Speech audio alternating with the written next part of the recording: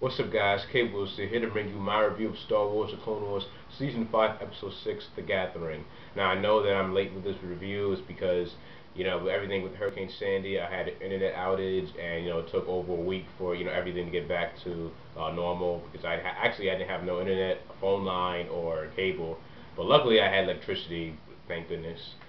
But yeah, but everything went well, and it went back. It came back yesterday, and I figured why not, bring out this episode review today, the day before, another episode. So pretty much in this episode, episode 6, there were 6 younglings that were chosen to pretty much create their own lightsabers, and the 6 younglings chosen were Petro, Bith, Katuni, Zat, Ganodi, and Gunji. And Gunji stood out the most because, of course, he was a Wookiee, and it's very rare to actually see a Wookiee in the Jedi Temple. So I thought it was cool that they actually, bring in a, young Wookiee Jedi in training. One thing I noticed though with Zat was that his voice actor is the same that did Beast Boy from the Teen Titans, because I heard Zat's voice and I'm like, wait a minute, it sounds very familiar, and I had to think about it. I'm like, oh, Beast Boy. So I thought that was just pretty cool to hear, just to notice. And pretty much they had to go on the planet of Ilum so that they would find their crystal. That's the first step. And Ahsoka and Yoda was there. It makes sense for Ahsoka to be there because she's a Padawan, and the younglings can relate to her to maybe ask questions about the whole experience because she went through the same trials that they did. And what I thought was also cool was in the beginning we actually saw a flashback of Ahsoka when she was discovered by Master Plo, because we know those two characters, they have um, like a strong bond between those two, because Master Plo, took her to the Jedi Temple to be a Jedi, and it's cool to see a younger, or I would say baby Ahsoka. And they also explained in the beginning that with the war going on and with the Jedi primary focus being defeating the Separatists and Count Dooku and everything, that they can't really focus on finding new younglings. And it's bad because the children are the future, especially with the Jedi Order. And when they went to the planet of Ilum, which by the way, the planet looked very nice. It was snowy, icy environment, and they had an inner cave where it was like a small temple. The sculptures were pretty good, and I like the design overall. I like ice designs, ice design planets. They're pretty cool.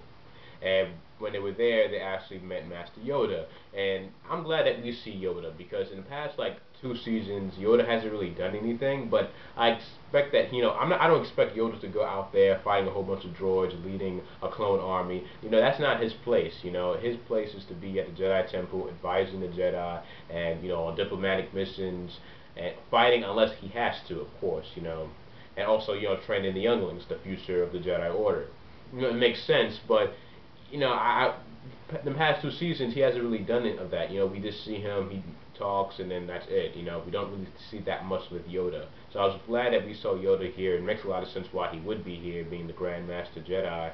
And basically he told them about the crystal and how it's the corners, the heart of the lightsaber pretty much, and that they each had to find their own crystal in the cave, and they had to do it before they would actually be trapped in the so-called cave, but that was a lie, just to let them, this pretty much give them more purpose of finding the crystal. And there was also a secondary purpose in doing this, because not only the younglings have to find a crystal, but find a piece of themselves that was missing, that would really make them, stronger as a complete Jedi. Like for example, Petro had to find selflessness, Bith had to find courage, Katuni had to find confidence. Jat had to have trust with himself, because he kept relying on his electronic device and to direct him where to go, and he had to trust his own instincts, trust himself. And we had Ganodi, who had to find hope, and Gunji had to find patience, because he didn't really have patience at all. He almost walked through like a whole thing of water and almost freeze to death, but luckily Ganodi was like, hey, you gotta have patience. And when they all went there, they all found their own crystal, and they're all also finding a piece of themselves. And one thing with Petro, he was the hothead, and he thought he found his crystal first, but it was actually an ice crystal. And then when he went in the crystal, he passed Katuni, and she was like trapped in like a thing of ice. And he asked for his help, and he was like, "Oh no, I gotta go and find my crystal." I'm like, "Wow, that's messed up." And like what was gonna happen if you left her there? That she would be trapped there for like a long time. But luckily, of course, he came back, and they all find their own crystal. And one thing that we learned is that the Jedi crystal, it starts off being clear, there's no color to it. But when the person, finds the crystal and he touches it, it actually turns to a color, blue or green, depending on your, type of connection with the Force. And of course, probably Mace Windu's case, he's a pimp. He found his crystal, turned purple. Nobody else got a purple lightsaber with Mace Windu. I hope maybe one day they go into deep explanation about that, because I know that in like an expanded universe they talked about how Mace Windu, apparently it took a while for him to create his lightsaber because he had to find his own crystal because he saw a vision, and then I believe he went on a mission, and then the people of that planet gave him that crystal as thanks, and it turned purple. They really need to just go to one explanation just to why Mace Windu, why he has a purple lightsaber, because everybody else has blue and green, and I'm like, well, damn it, what makes him, that special to have a purple lightsaber? Not saying taking anything wrong from Mace Windu, but it's just, one of those questions that just need to be answered already. But yeah, they all found a crystal and they made it to the first part, and now they can start the construction part of creating their lightsaber. And yeah, that's pretty much it with this episode. I thought it was a decent episode. We learned more about how the Jedi create the lightsabers, and there's a whole thing about the crystal and everything. And I know some people find this episode to be a waste because they're saying, oh, well, we know what happens to the younglings. Anakin, ends up being there in episode Revenge of the Sith and kills all the younglings, or they get killed by clone troopers or whatever.